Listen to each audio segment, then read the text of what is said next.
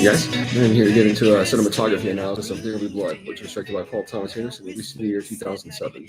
And this is just a wonder, one of the absolute greatest I've ever made a display. It feels like a completely original transformation for Paul Thomas Anderson to take on, which he followed up with as a quirky character study. This is like a very dark evolution, which just really does like it's stepping out of nowhere. It's so different. That's how it's just at its best, and I just absolutely admire P.T. Anderson's collaboration with just in this play cinematography. You combine with Johnny Greenwood's soundtracks very much.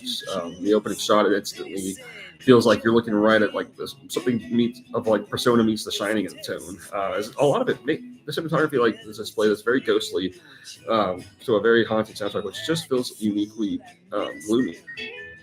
And there's just something about this is the way that from the updates with the years, like this feels like this is like a 3-decade span, and I love how it's really establishes Daniel Day-Lewis, standing alone in the year 1898, and he's just picking up a stick of dynamite, and just basically just a lot of attention to detail about how he kind of pulls out all the tools out of the mine, and he's just extremely careful, very cautious, as he's always checking, looking behind himself, making sure that he's just kind of always intentional in his most charismatic moments as well.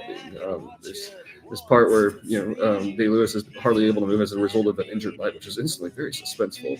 Feels like a lot of dark foreboding, foreshadow around this just cruel kind of landscape around him. And then it's just like, Day-Lewis just instantly is able to land himself out of that well, like just so well. So it's like, how does he do that?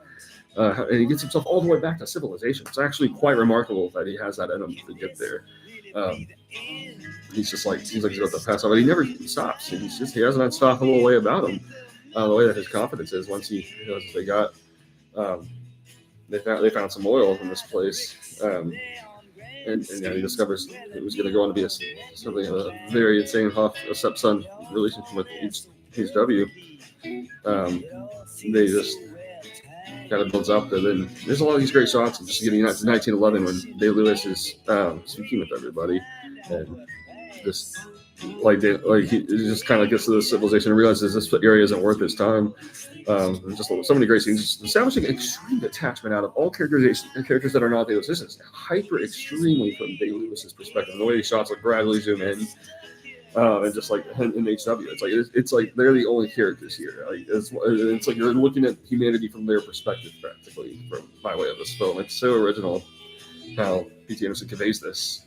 It's so introverted. It's a tone that's extremely introverted, much like Punch Drunk Lovers. There was something about the 2000s era of P.T. Anderson that's particularly introverted, and it seems like the way that they just walk out of there. There's like all these just great shots. They're just incredible.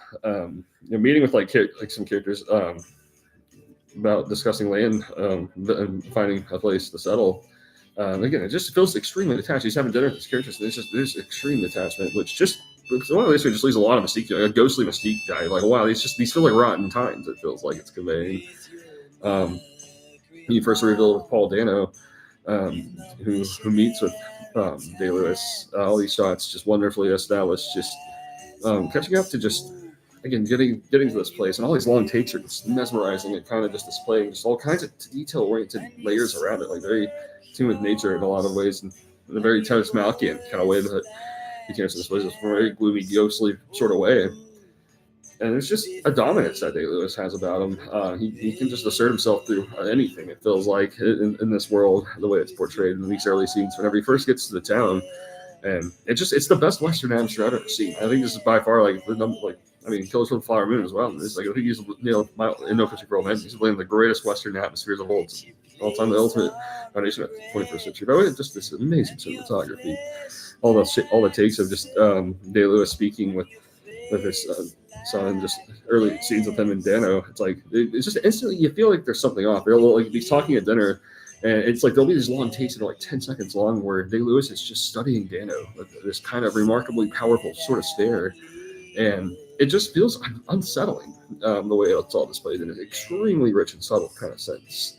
It always feels like the intensity is a little brutal and more. There's certainly a horror atmosphere about it, even though it's not a horror film. It just feels extremely ghostly.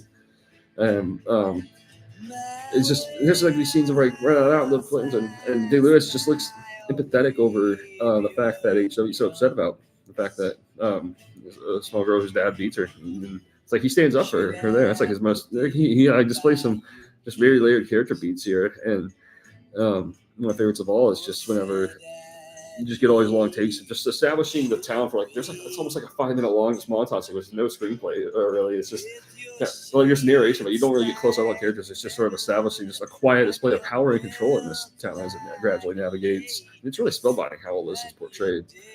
All these takes are just insane, and you got always long takes of just of Dano just preaching and just realizing there's all kinds of competition around here. Day-Lewis walks in, he's just like you could just you feel a hatred is what it is about him. And then there's this accident that happens at the well. All these takes, it's establishing the well. These are just some of the most stunning sequences of all right here. Seeing just this, and then just seeing this entire like oil, where it just completely melt down and it blows up completely with fire. And Lewis is just kind of like his greedy depth all the time. We're also saving HW from not being able to hear in this moment. This is all just watching this. He's watching this thing burn just for a whole night. Literally, it's like the reveal to be the next day. It's like he's literally been here for this much passing time. And all these shots just amazing. Like the shots of him and Fletcher Hamilton in these moments are just amazing. As he just seems he gets increasingly aggressive. All these long takes just reveal a lot of mystique. Like outside, like the perfect outdoor set take, which is just that he's in the ultimate position where he just needs to be left alone. And he's increasingly more aggressive as the time progresses. He meets with all these other characters, and he's just acting menacing.